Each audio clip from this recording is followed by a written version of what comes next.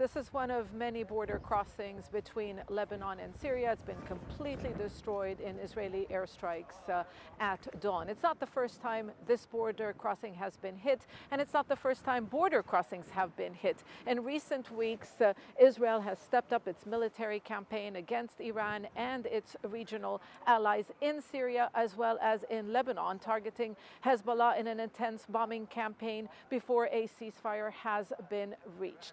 This is a war within Syria's war. There have been multiple wars in this ongoing Syria conflict, which is now really in its 13th year. Israel sees Syria to be a strategic base for Iran. It doesn't want Iran to be able to militarily entrench itself in Syria, so it has been hitting its assets for years now. So in recent weeks, they've stepped up this campaign, and Hezbollah, as well as other Iranian allies, are watching the events in Syria closely, because as the rebels make further gains against the government, this is a blow to Iran, because the balance of power is shifting. Syria's map is changing. Front lines that have been frozen for years are now moving. Hezbollah's Secretary General Naim Qassem saying yesterday that Hezbollah will stand by Syria's side and do whatever it can.